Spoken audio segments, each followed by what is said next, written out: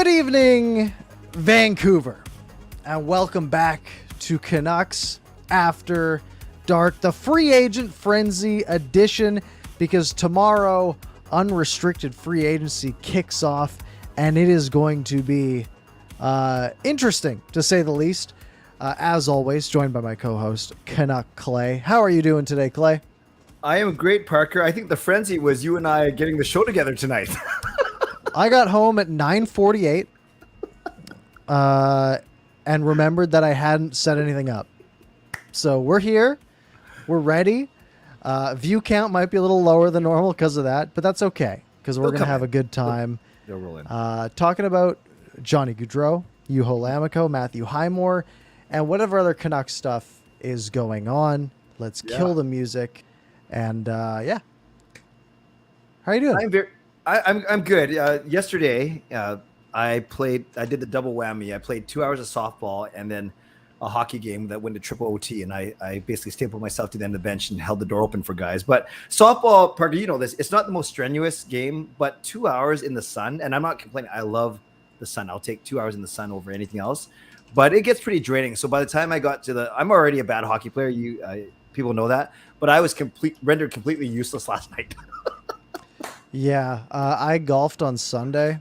Yeah. And it was hot. It was, by hole 14, done. Just done. It was too much. How'd you shoot? 83 at Royalwood. That's awesome. I was 6 over through 4. Wow. So I was feeling good the rest of the way. Short game was on. Irons were off. Woods and short game were on point. We're breaking 80 soon. Again, I feel it. I hit 83 at around hole 12. You know what? That's not terrible. We still got to get our match in. We still got to get something going there. Embarrass me and demolish any type of self-confidence I have left. See, look, there's 40 people in here already. People will find us. I'm impressed. The fact that I literally scheduled this like 15 minutes ago. I don't know if notifications even come through at that point.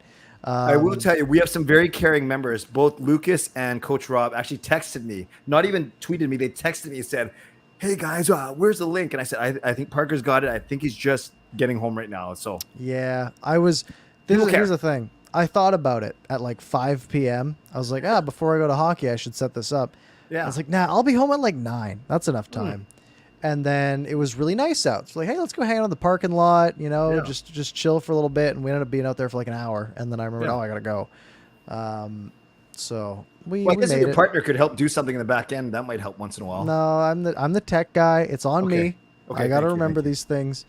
So we're not going to have any banners along the bottom tonight. We're just going to be talking. We're just going to be firing off the cuff because free agency is 11 hours away. At the time of recording, you might be listening to this after the fact, but folks, 9 a.m. tomorrow, which means, Clay, this podcast is outdated 12 hours from now. So we better not say anything too. No. Yeah, we're going to be very vague about everything. Quickly, do you check the stats? Do you know when most people listen? It builds up. It peaks around 10:40, I think, usually. Okay. And then after the fact, just whenever. People just listen whenever. Yeah, usually the next morning for the most part. So most of you listening after the fact are out of date right now. Johnny Goudreau has probably signed with a team. And that contract was probably $10 million a year. 10 to 10-2 over 7. Yeah, let's do that. Yeah, he's a good player. I'm going Flyers, Devils, or Islanders. What are you saying? What if the Canucks signed Johnny Goudreau? Wouldn't that be cool? Fire back because Calgary's been taking all the Canucks. True. We just go back and be like, all right, we're going to take your best player and overpay him and then suffer because of it. We'd have to get rid of about 3 or 4 players, though, to do that. Yeah. But we started that process. I know we're going to get to that. Yes, we did get rid of 2 players that made 0 money on the cap, basically. So that's good. Oh, wow. Well, I know once we get to it, even if we don't have banners, we can still talk about what the Canucks have done with their restricted free agents, what Jim Rutherford said on the radio today, what about the development camp starting. So at least we have content. So maybe we'll tackle some of those things. The fact that JT Miller is still a Canuck, to both of our surprise, and then we can end off maybe talking about some of the wider NHL issues. How does that sound? Clay, we haven't talked about the draft yet. We haven't done a show since the draft happened. I just realized that. We got so much stuff to talk about. Okay, well, you carry that part, the draft part, then I'll jump in with the other stuff. How's that? So we got to talk about Lekari, right? That's the one we actually no. We have to talk about Elias Pettersson the second. Yeah. That's the what was. I just want to know what your initial reaction was when that came up that the Vancouver Canucks. Because I'm sitting at my desk, I'm working. It's a Thursday or Friday, and I'm working and I'm looking up at my TV. It's the NHL Network broadcast, and Elias Pettersson's name shows up. What was your thoughts? Yeah, I saw your two Petterssons. That was pretty funny. I was getting ready for work, or I was on my way to work, and then I think I saw the tweet from the Canucks saying, "Yes, it is true. We did draft Elias Pettersson." I only knew the night before that there was a Pettersson in there, and then I didn't even know. Who am I kidding? I knew nothing about him. And then the fact that I found out he's a defenseman, that was cool. And then, a couple people actually asked me, do you think they just did it for the pub? I said, no, of course not. They're going to take a guy who they think, and apparently they got him late compared to a lot of draft boards. Yeah, a couple had him at like the 50 to 60 range. A couple had him at like the 150 range. So it was a real. This whole draft was very polarizing. Like lots of players who were super high up on some boards, super low on other boards. That video is done really well for me, actually. Good. It's done decently. But yeah, that was very, very odd. But the big one, obviously, is Lekari, who the Canucks picked up at 15th overall. Lots of boards, like this sort of consolidated board had him at 9 that I was using, which took a bunch of different rankings and sort of figured things out. There was there was a couple of guys that dropped. There was him. There was the other guy's name who started with a K, I think. Oh, Kemmel. Kemmel. Yeah, that's the one. Yeah. Jimmy Kemmel. Yeah, I was just thinking the same thing. So Lekari drops the Canucks, and Thomas Drance, props to him, just bang on his reporting. So they were going to go Ogren or Östlund unless Lekari drops, and he did, and the Canucks pick him up at 15th. Heck of a shot on this guy. Yes. You watch some highlights, even in development camp these last couple of days, and it's just got heat on it. Like the sound it makes when it hits the boards, when you miss the net or hits the glass, it's noticeable when a player has that much just juice on their shot. Like we thought about Klimovich last season when we saw him together. Yes. Yeah, that was really noticeable actually. When we were at training camp, we were like, man, Klimovich has some spice on that. It was really, really good. Yep. So Lekari at 15, good pick. I'm happy with it. Hopefully he ends up being a solid NHL piece. Yeah, for sure. And I just want to acknowledge Shannon Hollingworth, who joined Canucks After Dark as a member. So thank you, Shannon, for your support. As always, we know you've been here since the very start. We appreciate that. So here's the other thing. So just to finish the thought on Pettersson real quick, I guess he's wearing number 32, correct? He's E. Pettersson. E. Pettersson, very specific and differentiating. And I heard that, I didn't see the interview, but I heard he wants to be called Elias, like with a Y. Yeah. So there's a differentiator. So Bachelor and Shorty will be like Elias to the point to Elias, and the casual fans will have no idea what's going on. Right. But that's okay. And I don't even call our original PD the right name. I just say Elias. It's just easier for me. So I guess I'm safe for both guys. I don't think that makes it better. I think that makes it worse because they're both wrong. So now no one's going to know what you're talking about. Yeah, no one does anyways. So Lekari, here's the thing. I like any name with Mackey in it because Mackey is a type of sushi. And I used to joke around about Connor Mackey of Calgary and that other guy whose name ended in Mackey as well. I called him like the sushi pairing for Calgary. But now we have our own guy. But you're right. In all seriousness, the fact that I heard Rutherford say that some teams may have had him as 5 or 6. He may have just been saying that. But yes, I see 9 and 10 and definitely at 15. It's kind of like when Quinn Hughes dropped to us at 7 in 2018. Yeah. That whole they're ecstatic, they're relieved, they're happy, they're surprised, and now we just got to wait for this guy because he's only 17 years old now. Yeah, and the thing about like some other teams had him at like 5 or 6 or whatever. Yeah, I mean, yeah, like you look at like maybe Columbus at 12, maybe they had him at 6, but they had Matty Chuck at 5, right? Yes. Like that's the thing about everyone's draft list; they're a little bit different. I mean, Winnipeg took Rutger McGroarty right before Lekari, which was a surprise. To say the least. You mentioned Mackey is a sushi. Now, I did what I always do, and I do a little translation from Lekari. Finnish name, translated it to English. Did you see what it translates into? Wait, Lekerimäki's Finnish? It is a Finnish name. He's Swedish, but it is a Finnish name. No, I don't know. I can't wait because we know John Pond's leaving, so we got to have a new one. Yeah, it translates directly into candy taste. So it's a it's a candy taste. I don't know. Viewers, put in the chat if you think candy taste should stick, literally and figuratively, because we got some mileage out of John Pond, but this is John Candy Taste. Okay, let us know. Should John Candy Taste stick? And we will do whatever you guys say. Yeah, and I will prove I am telling the truth. This is direct from the source, from Google. Oh, dang. I also tweeted this out, I think, but yeah, it is candy taste. And Impressive. So 17 years old. I know a couple guys were asking me on my channel, when I said he's probably 3 years away, like I don't think he's going to make it in the next 2 years. Some gave me some pushback, but I can't see him making it within 2 seasons. 2 seems reasonable. Not I mean, so let's go back 2 years, right? Let's go 2020 draft. 15th overall then was Rodion Amirov for the Maple Leafs. Hasn't played a game, right? Okay. The only people who have Dawson Mercer played a full season. Chinikov in Columbus has played a full season to this point. And that's basically it, like 15 forward. Okay.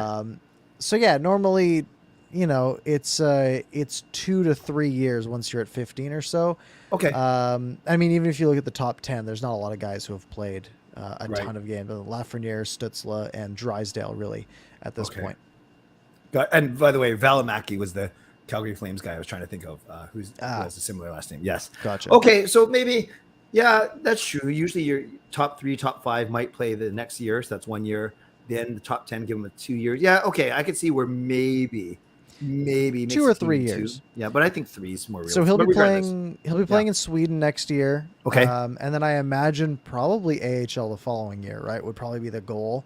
I think so. So get a year under the belt in the Allsvenskan because his team got demoted. So he's going to try to get them back up, which is, a cool thing to do.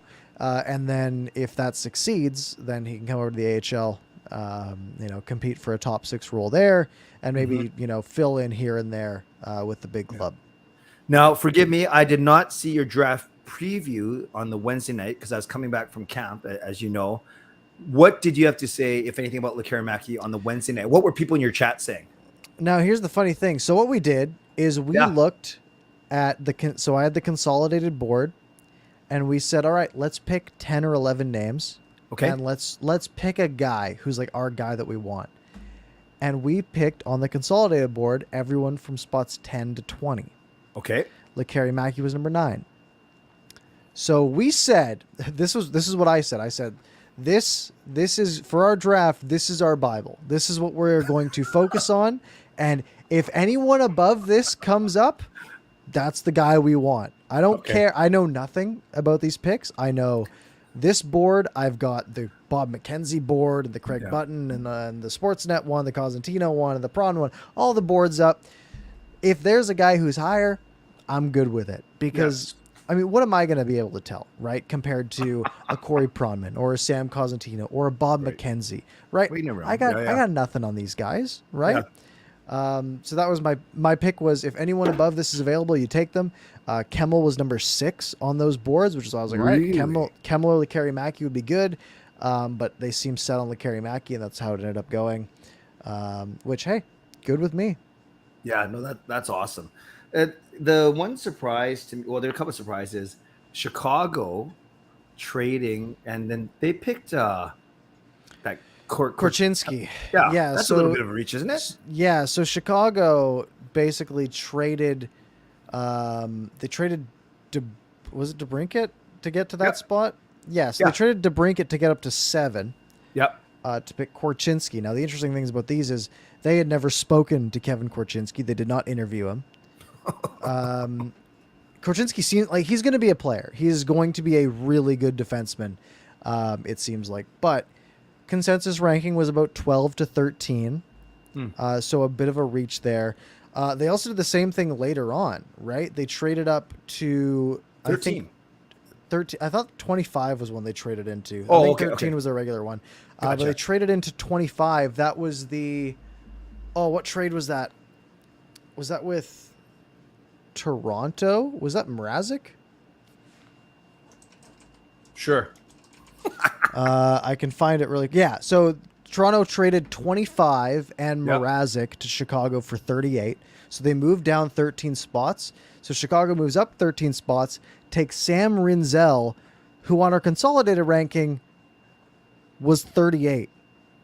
Wow. Exactly where their previous pick was.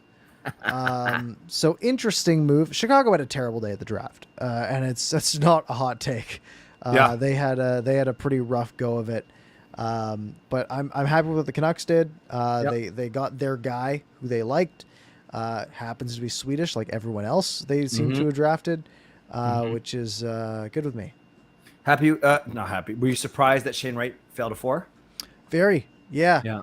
Bob McKenzie was on it, which was crazy because I was doing my stream and I had I had TweetDeck open, so I had a bunch of columns. Like I had Dreger, Friedman, McKenzie, and like LeBrun, and I had all of them ready. And then Bob McKenzie just started tweeting out names. He was like, he was jumping it. Yeah. He was a full minute and a half before the broadcast. He's like, Slavkovsky's first. What? And the second was like, oh, it's got to share. It's like, it's Simon Nemec.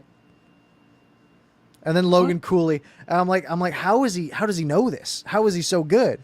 Yeah. But he was ahead of the game the whole way. Seattle takes basically, most people had Shane Wright number 1, drops all the way to Seattle. Seattle had a fantastic draft. I mean, you look at their center depth now. They had Matty Beniers, who they picked up last year, who's going to be probably a really good number 2 center, who would have been a decent number 1 center, but will now be behind most likely Shane Wright to be their number 1 center, 2-3 years out. Yeah. Seattle's building a really good base here. They had a really good day at the draft as well. Yes. I thought Arizona too. They had 2 picks in the top 11 and they had 2 centers in Cooley and Geeky. That's pretty good. Yeah, Cooley is a really skilled player. Maybe a little lower floor than Shane Wright, but maybe could turn into a real good player as well. And interesting, Montreal makes a bit of a splash by basically making a trade and then using it to get Kirby Dach. That was interesting too. Yeah, they trade away Romanov. Yeah. To the Islanders. The Islanders then get that pick to Chicago. That was a weird one. That's a big haul for Romanov, though. I guess they got 13th for Romanov. That's big. They shipped that off Chicago on the other side. Romanov was rumored to maybe be stuck in Russia this year, and not really a first overall or a first round caliber. And they get Frank Nazar, Chicago, which was sort of their saving grace, I think, of the draft, because Nazar is going to be, it looks like, a really good player as well. No, he'll be good too. And then did you guys on your stream talk about this whole rumored Canucks Islanders deal that went awry? Yeah, so I had TweetDeck open, and then I saw the Elliot Freeman tweet, which is basically saying it looks like the Canucks and the Islanders are in deep on something along those lines. And then it was Irfan Gaffar who basically said a deal is done between the two. Obviously, after the fact, there was the whole Lou Lamoriello saying, well, you got to talk to Vancouver about that. There was Alvin saying there was nothing ever in place, which, I mean, we're talking about Elliot Freeman here, right? Elliot Freeman's not getting this wrong. Yeah. For the most part, right? He's like the guy when it comes to breaking things at this point.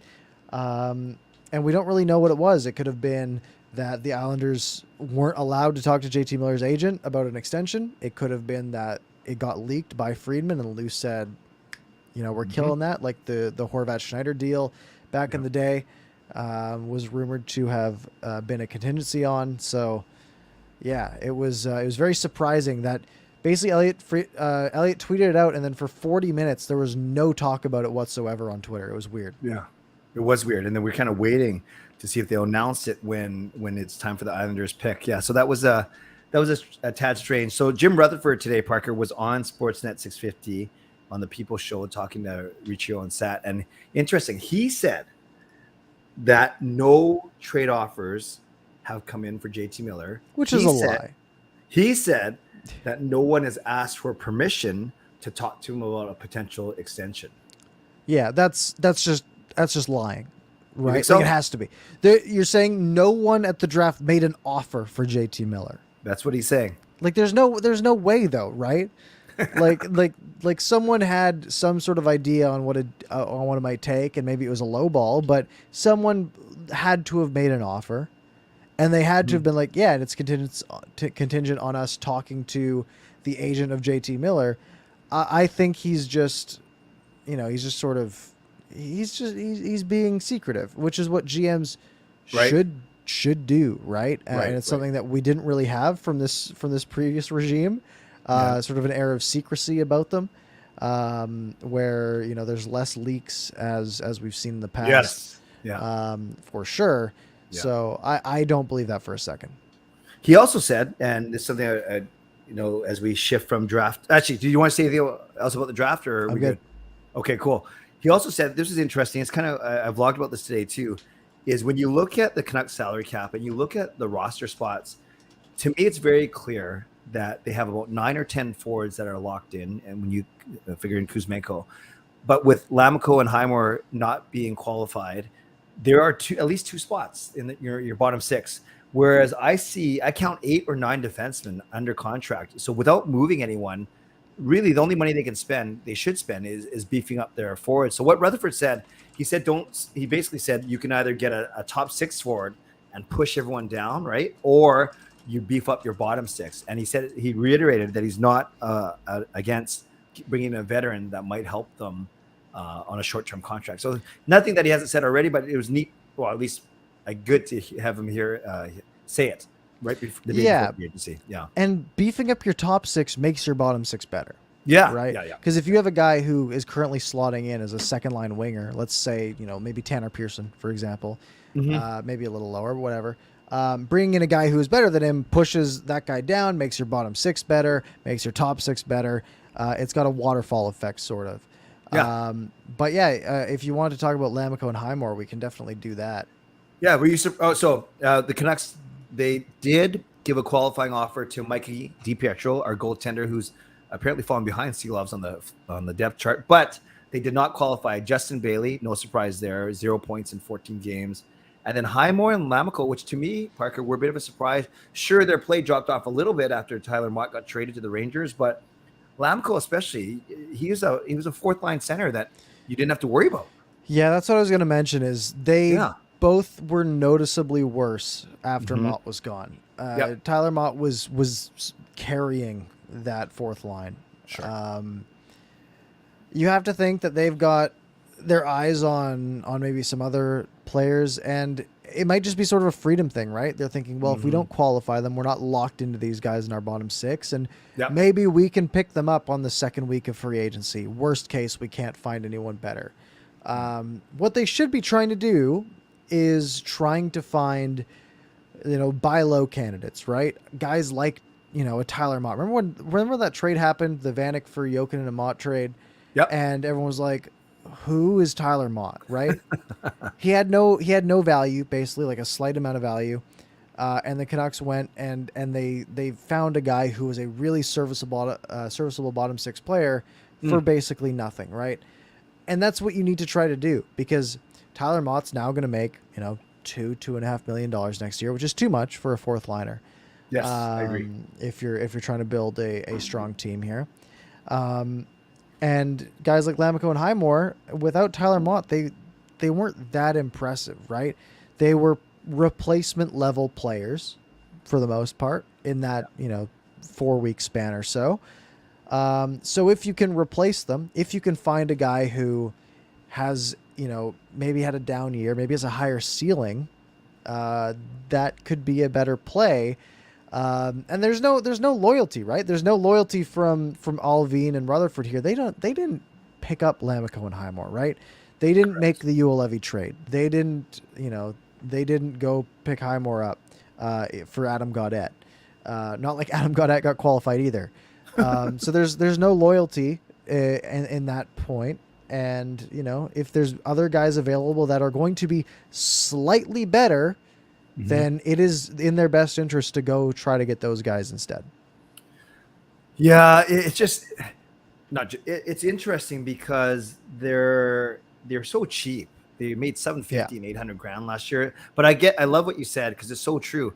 Just because you didn't qualify them, yeah, it means they go to unrestricted free agency, but that doesn't mean you can't pick them up and circle back to them later. That's a really good point, actually. Right. There's not gonna be soaring demand for these two, right? People aren't lining up to give them $1.75 million a piece, right?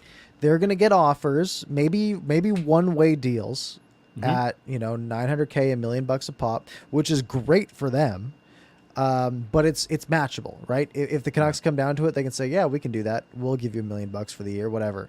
Right. Because really that has no impact on the cap at that point because it's 100% variable of a contract.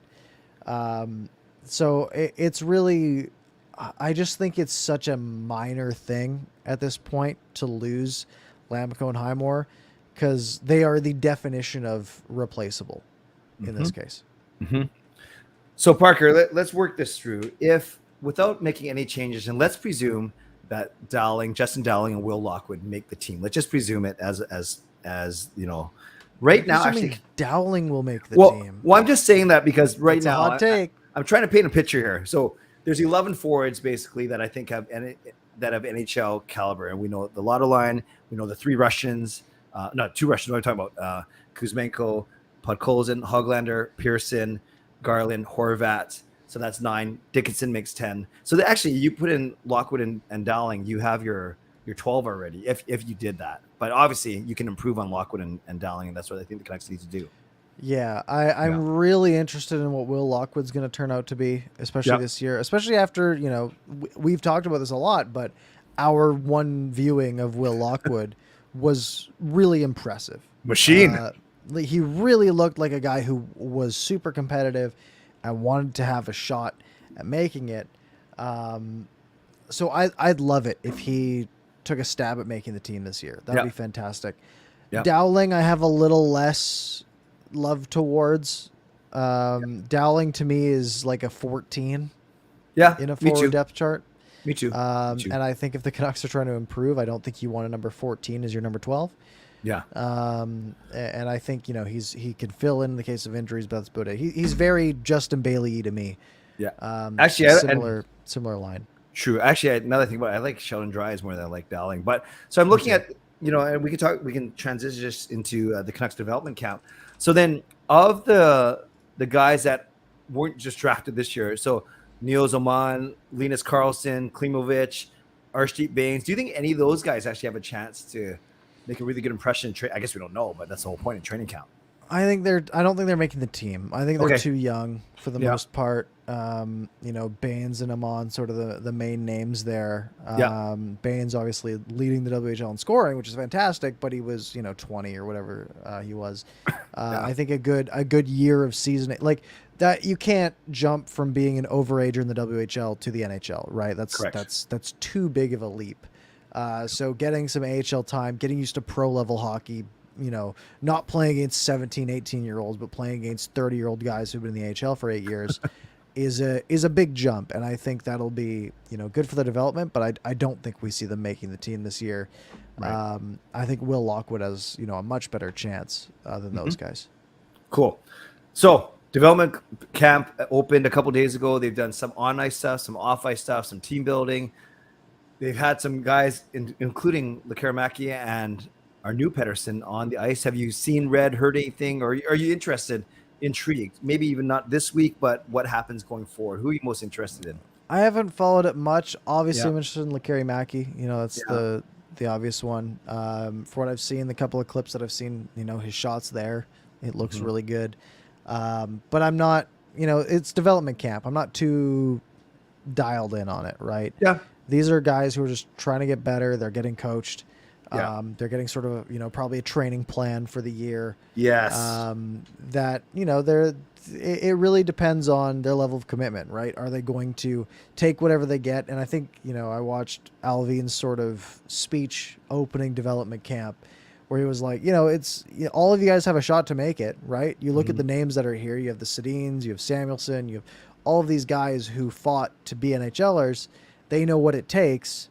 are you going to do what they did, right? And that's sort of the key. It really is up to these players on how they want to, use this development camp to excel, ideally. Yeah, that's a great point. The players obviously want to make a good first impression. They get to learn about the team, the culture, the personnel, the coaches, the management. But you're right. The most important thing coming out of here is that each player, whether they're going back to college, back to junior, overseas, Abbotsford, wherever they're going, that there is some sort of plan for them to progress, to improve, to get better. And each of these players are going to, like you said, they have this development plan from this development camp, because they're each going to have their own little journey of how the Canucks think they're going to make it to either Abbotsford or Vancouver. So that's an exciting thing, because really for Lekaramaki and Pettersson and any other draft picks, they got drafted 4 or 5 days ago and already they're skating with the team. That's pretty cool. Yeah, it's a crazy jump, right? To go from being drafted, or like guys were drafted in the 3rd, 4th round, to being at their practice. Like you look at a guy like Elias Pettersson, who has said his favorite team is the Canucks. Going out there and playing with the Sedins or practicing with the Sedins is a pretty big step up. Indeed. Yeah, indeed. I guess the other news, Canucks news, is they released their schedule since the last time we chatted too. Yeah, that is. Yeah. I haven't really looked at it. Me neither. Because it really doesn't matter that much, right? Like I'm probably going to do 1 or 2 away games this year as I sort of work through all the arenas, which is my goal. Nice. But like looking at it, I mean, am I going to go to, where am I going to go? I don't know. I haven't planned that far out. Boston on November 13th, I don't know. Wow. So the schedule being released, not that big a deal, except for some teams, right? You have Arizona getting like 20 out of 24 of their first games being on the road, and some other things like that. But for the Canucks, it's going to be a pretty standard schedule. The fact, the Canucks start the season with a 5-game road trip and then come home to face the Sabres on opening night. Not what you'd really expect for a big home opener. You get the Sabres, then 2 nights later you get the Hurricanes. Not the most exciting start. Sabres, the battle of the 1970 expansion cousins. Yeah, it's not crazy impressive. Yeah. I gotta do the usual with my season ticket partner Mike, as we figure out which ones we're going to, which ones we sell, which ones whatever. So that's always fun. But yeah, it would be interesting to see, and I definitely want to see Colorado. They're actually, because they're Central Division, we play them 3 times. We get them twice this year at home, which is kind of cool. So 2 chances to see the Cup champs. Yeah. Yep. That will be good. All right. Do you want to talk free agency? Let's do it. All right. A couple of names off the board already, right? Evgeny Malkin gets signed about 2 hours ago or so. 4 years, $6 million. Pittsburgh is going to be awful in 3 years, and they're sort of just piling all the bad contracts up for that time period, which makes sense. With the big one is Johnny Goudreau. The best player really in Calgary. And for the Canucks, this is big, right? This is a division rival who was one of the best teams in the division this past year, taking a big step back, losing Johnny Goudreau, maybe potentially Matthew Tkachuk on the board as well. A big hit to the Calgary Flames. Maybe Goudreau and Tkachuk don't like each other, and they had to choose one. No, I mean, we're talking about a guy who had 115 points this year. Yo, he was very good. And they're gonna lose him for nothing. Yeah. Think of how much value, if he was an RFA, think of how much value he'd have, right? Like, we're talking a couple firsts. Yeah. We're talking all this other stuff. He is going to get the Calgary's going to get absolutely nothing for this guy who scored 40 goals last year and had 75 assists. It's going to make the year that we always complain about Canucks losing Hamhuis and Verbata in the same summer for nothing. It's going to, that's going to pale in comparison to this. Yeah, Goudreau had an amazing season. The one thing, Parker, that I've seen some people say is, despite this good season, Calgary has not won anything while he's been there, and quote, one of the acknowledged leaders there. But I'm not saying it makes sense to let him go. The Brad Tree Living said it was a they did everything they could, but he was very respectful. He said, but they respect Johnny's decision because it's a family-related decision. So I don't know if that means like family, older family. If it means his current family. I don't know. Goudreau's agent said, look, Calgary did everything they could. Yeah. Goudreau doesn't want to play there anymore, basically. Yeah. They offered him 8 years, over $10+ million a year. Is that for sure? That's what they did? I think 10 was the number that I saw. Okay. And he said no. So you got to think. I mean, there's rumors the Islanders are willing to offer him $7 by $9 million a year, which I don't think gets it done. I think Johnny Goudreau makes 10. Yeah, actually, great point. I have a coworker who's a diehard Flyers fan, so we always talk hockey, and he said that a lot of people in the know have been talking that Philly's going to offer him 7, which is the max you can offer him, times 10.2, which is more in line with what you were saying.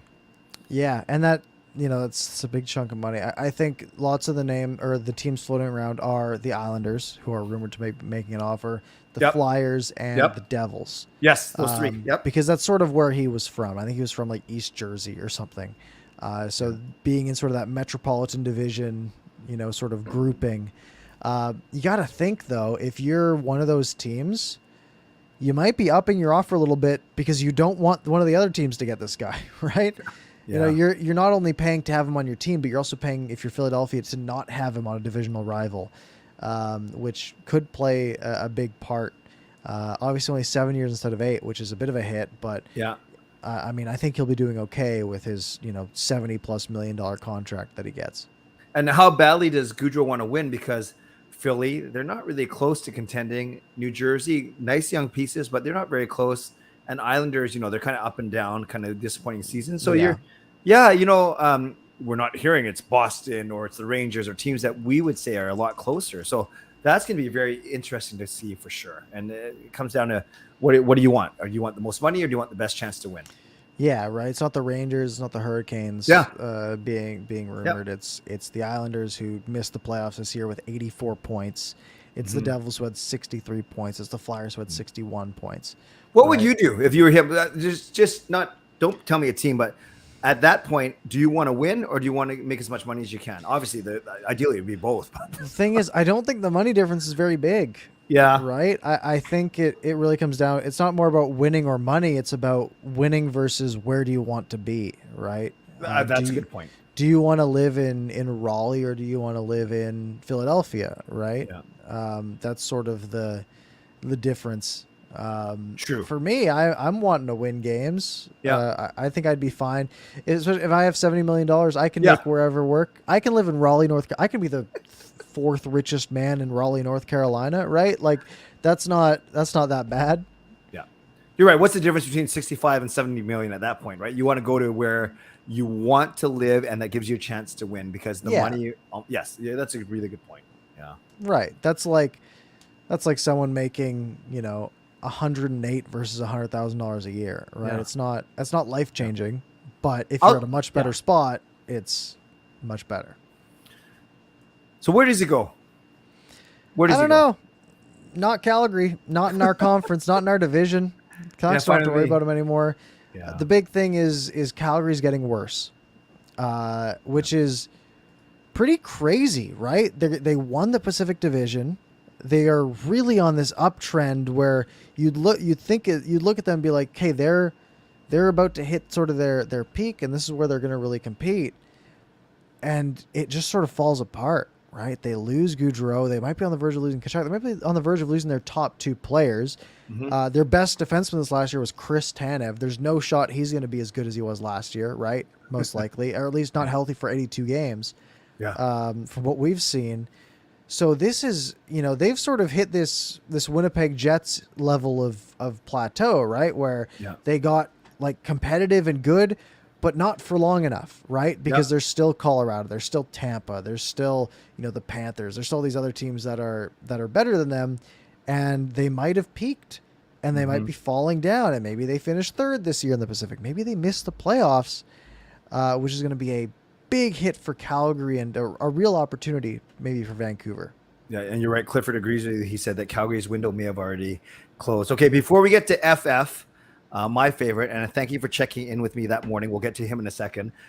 With Malkin, the one thing about him too is everything I'd read. You probably read that article in The Athletic too, where it looked like he was done. It looked like they even tweeted out that he was going to test free agency.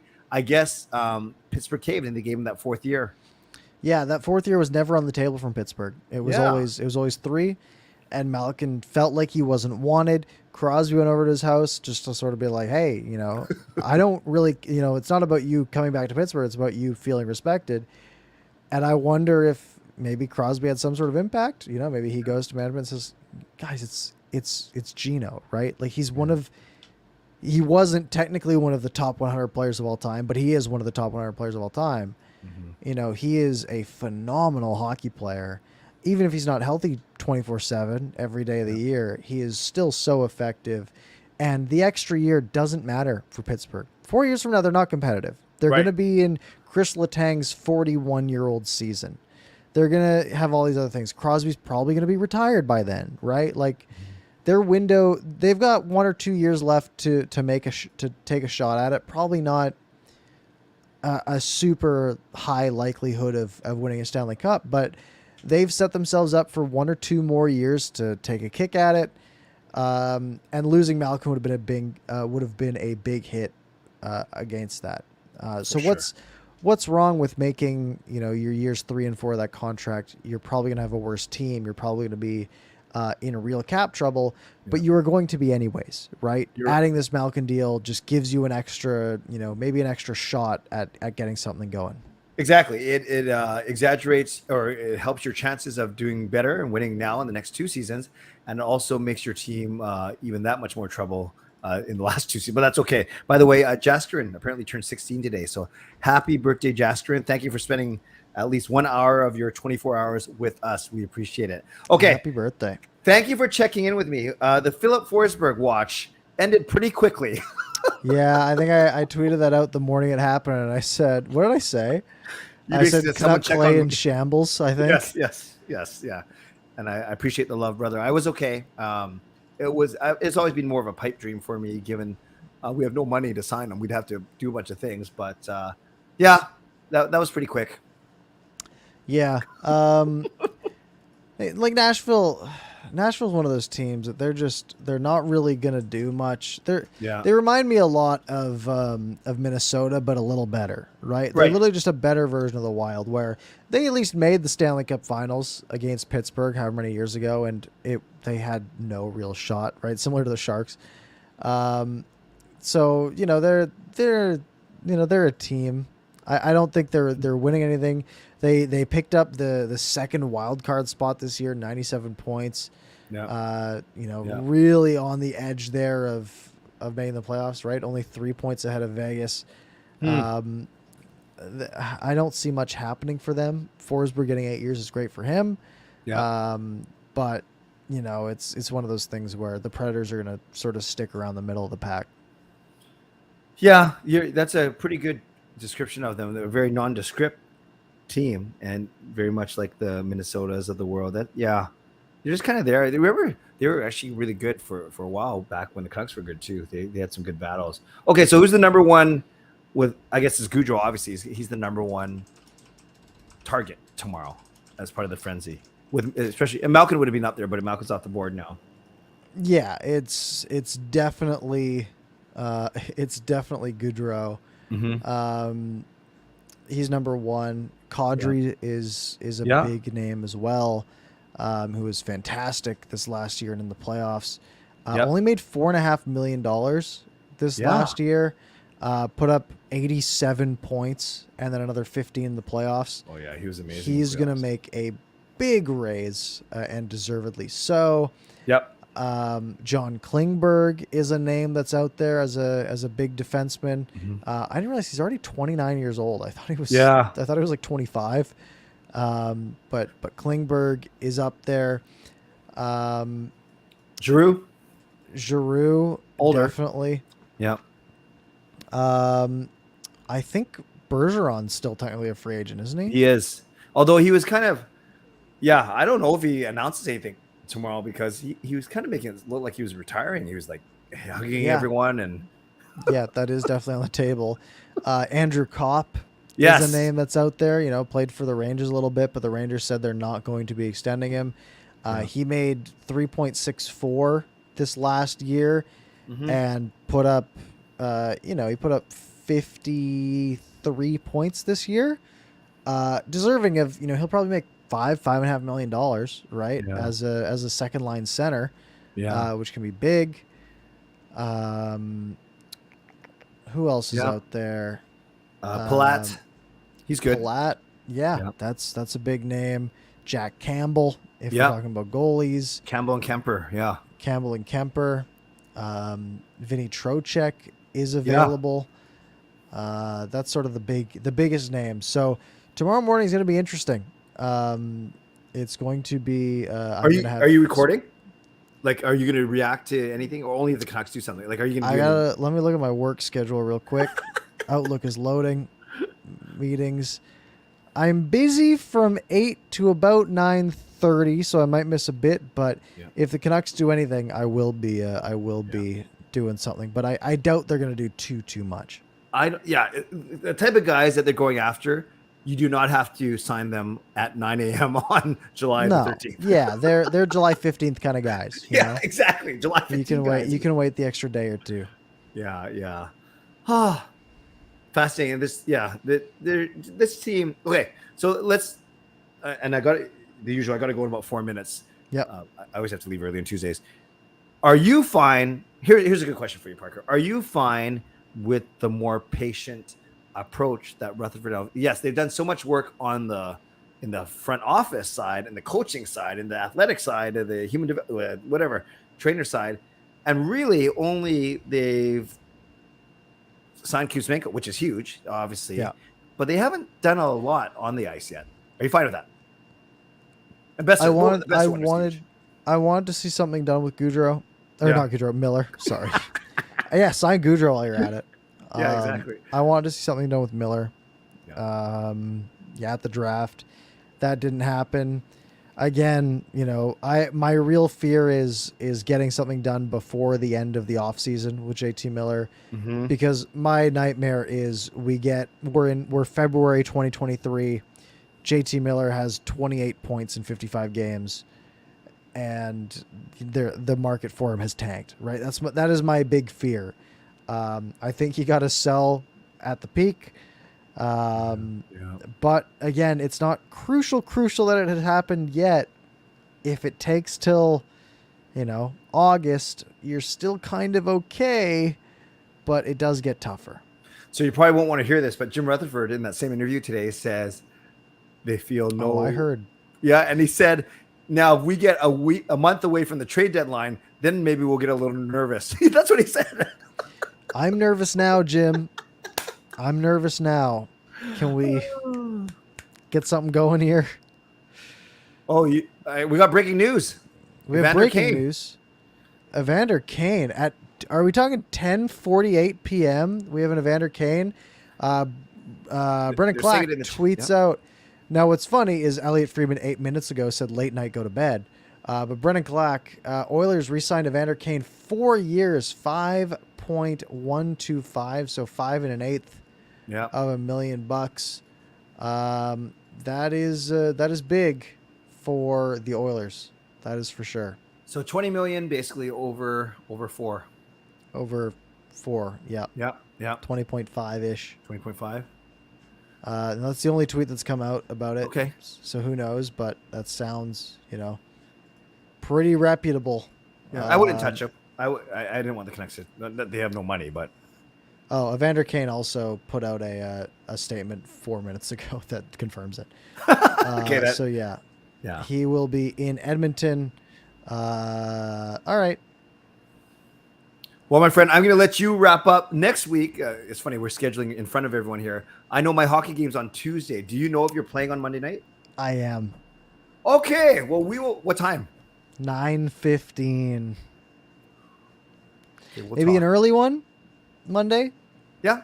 Canucks like 7 or 7:30? Before dark. You figured out. You let me know. For you guys, subscribe and hit the bell, because I'm amazed we somehow have 165 people in here when I scheduled this 7 minutes before we went live. Maybe we should do that more often. Apparently, I'm learning. So, folks, make sure you're subscribed, hit the bell, hit the like button. Clay's got to run, but this is going to be up in about 20 minutes on your favorite podcast platform. You rewind back to the beginning, give us 5 stars. Clay, any parting words before you go? Thank you, everyone, for understanding. The Tuesday nights are tricky. I have an 11 o'clock commitment. Parker, glad that we made it work. You're good. I'm good. Good luck tomorrow. We'll chat. Let's see what happens with the Canucks tomorrow. Parker, you will wrap up. Thanks, everyone. Happy birthday, Jastrin. Clay out. Have a good one, Clay. See you later. I'm just going to wrap up, folks. Thank you guys very much for joining tonight. I got nothing left in me. I just had a hockey game before this, so we're going to wrap it. Folks, make sure you subscribe to this channel for next week's show. Make sure you subscribe to my channel, Parker's Pucks. I will be dropping any videos of the Canucks make any signings tomorrow or any other signings that might pop up. And make sure you subscribe to Clay as well, Canuck Clay on YouTube. It's all linked down in the description. I hope you all have an excellent night. Hit the like button. Leave a comment while you're here. And yeah, we will see you next week. Have a good one.